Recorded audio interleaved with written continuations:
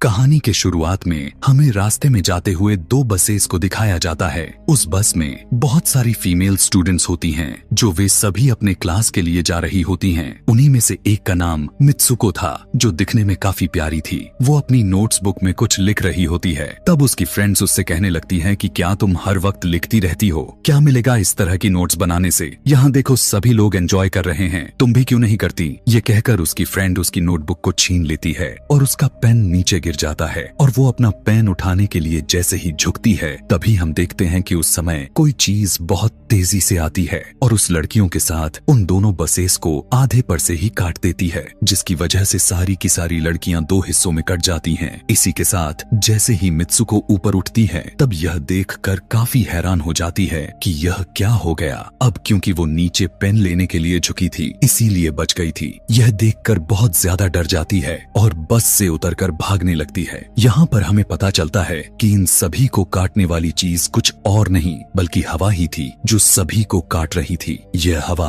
अब मित्सुको के पीछे भी पड़ जाती है। यह देखते हुए मित्सुको चिल्लाते हुए काफी तेजी से भागने लगती है। भागते समय उसे आगे 4 लड़कियां और भी दिखाई देती हैं और वो उन्हें झुकने के लिए कहती हैं, लेकिन काफी देर हो चुकी थी। वो हवा उन्हें भी आधे पर से काट कर चली जाती है। लेकिन उनमें से मित्सुको एक लड़की को बचा लिया था कि तभी इन्हें कुछ साइकिलिंग करते हुए लड़कियां नजर आती हैं, जो कहीं पर जा रही थीं। उन्हें भी ये बचाने की कोशिश करती हैं, लेकिन वो हवा उनके साथ भी वही करता है जो अभी इनके दोस्तों के साथ हुआ। और इसी दौरान वो लड़की भी मारी जाती है, जिसे अभी उस अदृश्य चीज से बचाया था। अब वो यह देखकर काफी डर जाती है और वो इधर उधर भागने लगती है। आगे हम देखते हैं कि मित्सुको जब एक नदी के पास जाती है, तो वो यह देखकर हैरान हो जाती है कि उस नदी में भी पहले से बहुत सारी डेड बॉडीज पड़े हुए थे, जिसने हवा ने यानी उस अदृश्य चीज ने काट दिया था। वहाँ से वो एक डेड बॉडी के कपड़े लेकर चेंज कर लेती है। अगले सीन में हम देखते हैं कि मित्सुको चलते चलते एक स्कूल में पहुंच चुकी है, जहाँ पर और भी बहुत सारी फीमेल स्टूडेंट्स थीं।